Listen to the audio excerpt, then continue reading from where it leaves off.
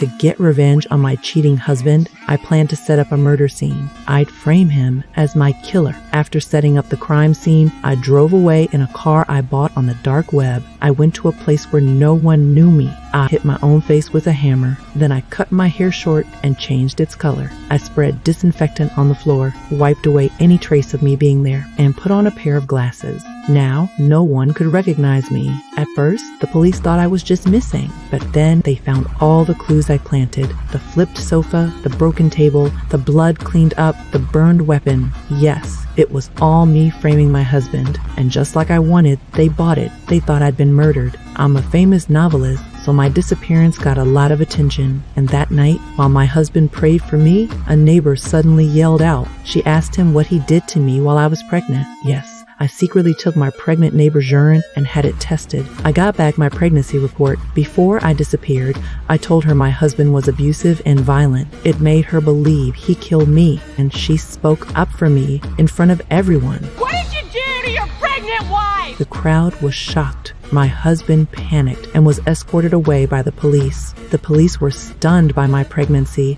They asked my husband why he hid it. He was clueless. He said he didn't even know that neighbor, but the police showed photos of us together. It looked like we were good friends. Then they found more evidence. They found his maxed out credit card, and in the safe, my huge insurance policy. With him as the beneficiary, they also found a half-burned diary. It detailed how cruel he was. All the evidence pointed at him. Of course, I planted it all. I maxed out his credit card, had him sign my insurance, wrote a fake diary, and burned half of it to make it look like he was destroying evidence. My sweet husband had no idea.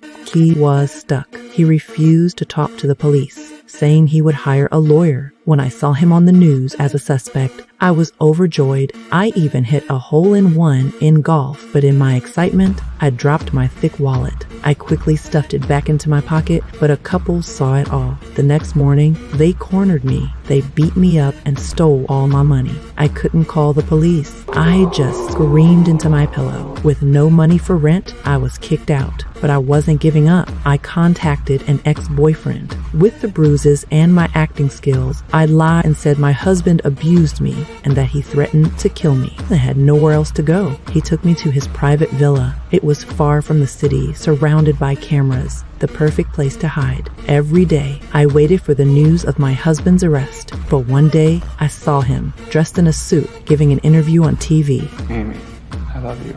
You're the best person I've ever known. Why did he say that? And what's really going on?